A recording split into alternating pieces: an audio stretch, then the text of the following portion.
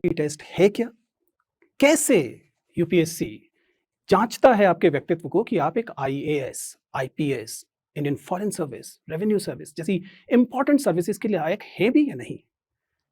और यदि आप ये परीक्षा पास करने का मन बनाए हुए हैं, तो कैसे आप इस इंटरव्यू टेस्ट को पास करेंगे? क्या तरीका अपनाने की कोशिश करेंगे? हालांकि सबसे पहले तो यूपीएससी स्वयं ही बता देता है। अगर आप यूपीएससी के नोटिफिकेशन को देखें, हर साल यूपीएससी अपनी परीक्षा में नोटिफिकेशन जारी करता है और उस नोटिफिकेशन में साक्षात्कार में क्या जांचा जाएगा, इसकी भी घोषणा करता है। ये घोषणा क्या है? पहला वाक्य तो साफ साफ ये बताता है कि यह एक व्यक्तित्व परीक्षण है या कोई इंटेरोगेशन नहीं है। इसका क्या मतलब है? ऐसा नहीं है कि यूपीएससी ये मानकर चल रहा है कि आपने कुछ बहुत सारी चीजें छिपा रखी हैं और वह इन प्रश्नोत्तर के इस पूरे कार्यक्रम में, इस पूरे व्यक्तित्व परीक्षण में उन चीजों को छीनने की, उनको निकालने की कोशिश करता है। नहीं, ये केवल आपको अपने व्यक्तित्व को प्रस्तुत करना है और यूपीएससी के उस बोर्ड को ये जांचना है कि आपके अंदर व्यक्तित्व में वे कौन कौन से गुण हैं जो शायद इन सेवाओं के लिए उपयुक्त है। तो जैसे मैंने कहा, सबसे पहले तो नोटिफिकेशन साफ साफ कहता है कि यह व्यक्तित्व परीक्षण जांचने की कोशिश करता है कि आप में इंटेग्रिटी, ईमानदारी, बौद्धिक ईमानदारी और नैतिक ईमानदारी है या नहीं है। यह परीक्षण यह बताने की कोशिश करेगा कि आप तार्किकता से भरे हुए हैं कि नहीं, आप संवेदनशीलता से भरे हुए हैं कि नहीं। अब जरा दोबारा से सोचिए, बांदा में बैठे हुए लोग, पटना में बैठे हुए लोग, भोपाल में बैठे हुए लोग, एटा में बैठे हुए लोग, क्या उनमें इंटेग्रिटी, ईमानदारी, आत्मसातीकरण करने की क्षमता दिल्ली के लोगों से कम होगी, मुंबई के लोगों से कम होगी, पुणे के लोगों से कम होगी? नहीं। अतः ऐसा नहीं है कि व्यक्तित्व परीक्षण में छोटे शहरों से आने वाले लोग, व्यक्तित्व परीक्षण में महानगर के बड़े बड़े विश्वविद्यालयों से न पढ़े हुए लोग अच्छा नहीं कर सकते। हमारा बार बार अनुभव ये रहा है कि वे विद्यार्थी जो ऐसी जगहों से मुख्य परीक्षा पास कर पाते हैं, वे इंटरव्यूज में, साक्षात्कार में अक्सर बहुत अच्छा प्रदर्शन करते हैं। और इसकी वजह यह नहीं है कि कोई यूपीएससी उनको खैरात में, चैरिटी में अधिक अंक दे देता है। सच्चाई यह है कि इन जगहों पर रहने के अनुभव आपके व्यक्तित्व में ये वाले गुण डाल देते हैं। बस आपको एक विद्यार्थी के तौर पर उन्हें पहले से पहचान लेना है। अगर आप अपनी परीक्षा के दौरान इन्हें पहले से पहचान लेंगे, तो आप जानते होंगे कि आपको किन गुणों पर बलाघात देना है और किन गुणों से छुटकारा पाना है। क्योंकि जाहिर है कि कुछ अच्छे गुण आएंगे तो कुछ थोड़े बहुत ऐसे गुण भी आएंगे जो शायद परीक्षा के लिहाज से बहुत अच्छे ना हो।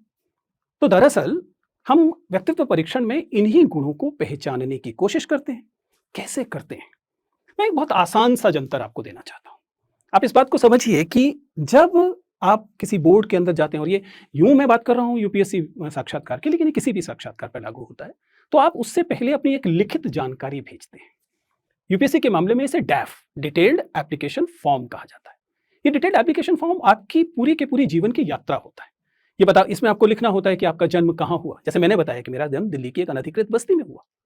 आपको बताना होता है कि आपकी मातृभाषा क्या है, आपने पढ़ाई कहाँ से की है, आपने कौन से पुरस्कार जीते थे, आप कौन सी क्लास में मॉनिटर थे, आपका कौन सा शौक है, आपके पिता क्या करते हैं, आपकी माताजी क्या करती हैं। आपके पूरे व्यक्तित्व का एक कच्चा चिट्ठा होता है। हालांकि ये आप ही की घोषणा होती है। ऐसा नहीं है कि यूपीएससी ने किसी अन्य माध्यम से जानकारी हासिल की। आप ही ने ये फॉर्म भरा है और ये जानकारी उनको बताइए। इसे एक कहानी की तरह खुद पढ़िए। अपना खुद का एक डिटेल्ड एप्लीकेशन फॉर्म बनाइए कागज पर और फिर देखिए कि उस कहानी में आप जो मुख्य पात्र हैं, हीरो हैं, उसके व्यक्तित्व के कौन से हिस्से उभर कर आ रहे हैं और उन उभर के आए हुए जो हिस्से हैं वही आपके जीवन के वे मोड़ हैं जिन्हें हम बोर्ड में बैठकर या यूपीएससी का बोर्ड पहचानता है और उसके आधार पर यह अनुमान लगाता है कि आपका व्यक्तित्व कैसा है। मसलन मैंने अगर लिखा कि मैं दिल्ली की अनधिकृत बस्ती में पैदा हुआ, तो अगर मेरा डिटेल्ड एप्लीकेशन फॉर्म किसी समझदार व्यक्ति के सामने है तो वो इसे देखकर जानना चाहेगा कि दिल्ली की अनधिकृत बस्तियों के बारे में जानकारी मुझे है भी या नहीं। दिल्ली की अनधिकृत बस्तियों में सीवेज डिस्पोजल कैसे होता है? ये सवाल आपको अगर मान लीजिए यूपीएससी के बोर्ड में पूछा जाए तो आपको अचानक हवा से टपका हुआ सवाल लगेगा, लेकिन दरअसल है नहीं, क्योंकि ये उसी आवेदन पत्र से निकल रहा है जिसमें मैंने घोषणा की है कि मैं दिल्ली की अनधिकृत बस्ती में पैदा हुआ, वहां बढ़ा। बस यही तो करना होता है। अब सवाल है कि परीक्षार्थी इसमें क्या करे? वो अपने पैदा होने की जगह नहीं बदल सकता, उसे बदलने की जरूरत भी नहीं, क्योंकि जैसा मैंने कहा, आपके जीवन के चाहे कोई भी अनुभव क्यों ना हो, ये तमाम अनुभव आपके व्यक्तित्व में कंट्रीब्यूट करते हैं, आपके व्यक्तित्व में शामिल होते हैं। यदि कोई एक ऐसा व्यक्ति है जिसका जन्म, जिसे हम कहते हैं, विद द सिल्वर स्पून हुआ, जिसने शुरुआत से ही गोल्फ खेला, बिलियर्ड्स खेला, ठीक है, कोई बुराई नहीं है गोल्फ खेलने में, बिलियर्ड्स खेलने में, उसने उसके व्यक्तित्व में वो चीजें जुड़ी। लेकिन आपने अगर गुल्ली डंडा खेला तो गुल्ली डंडा ने भी तो आपके जीवन में कुछ जोड़ा होगा।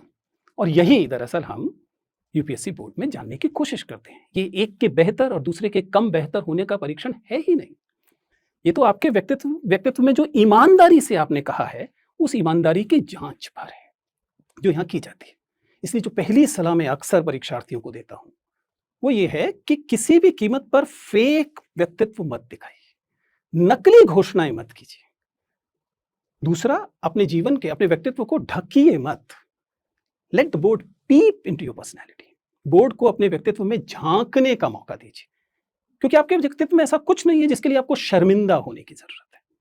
चाहे आप 10वीं क्लास में फेल हो गए थे, चाहे आपके पिताजी किसी खोमचे वाला कार्य करते हैं, चाहे आपकी माताजी घरेलू महिला हैं और वह बाहर कामकाज नहीं करती, इनमें से कुछ भी शर्मिंदगी से भरा हुआ नहीं है। और इस सब ने आपके व्यक्तित्व में अपनी हिस्सेदारी की है, बढ़ाया है। पर्सनालिटी टेस्ट इन्हीं चीजों की जांच है।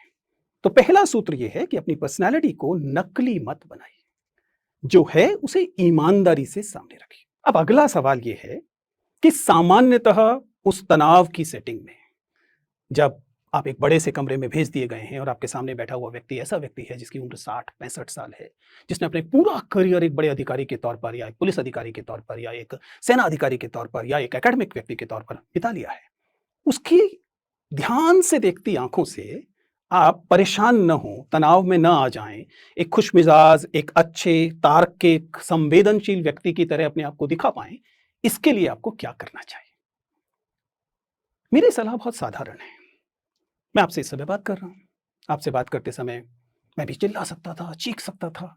बहुत बार विद्यार्थियों को ये लगता है कि एक्सट्रोवर्ट होना, बहुत खुलकर बोलना, आपके व्यक्तित्व का बहुत शानदार गुण है। सच्चाई ये है कि ना तो एक्सट्रोवर्ट होना, ना ही इंट्रोवर्ट होना व्यक्तित्व का अच्छा या बुरा गुण है। ये दोनों महत्वपूर्ण गुण हैं। तो ये मजबूरी है, साक्षात्कारकर्ताओं की मजबूरी है कि उन्हें भाषा में बात करनी पड़ती है। अगर उनके पास ऐसा कोई तरीका हो जो बिना बात किए आपके व्यक्तित्व के बारे में पता लगा सकें, तो वो शायद आपसे बात ही ना करें। अगर कल को ऐसी कोई मशीन आ जाए जो आपको स्कैन करे और पता लग जाए कि आपका व्यक्तित्व क्या है, तो किसी इंटरव्यूअर की जरूरत ही नहीं। लेकिन चूंकि अब ये वैसी मशीन नहीं है, इसलिए हमारे पास एकमात्र तरीका बात करने का है। तो हम जो सिखाएं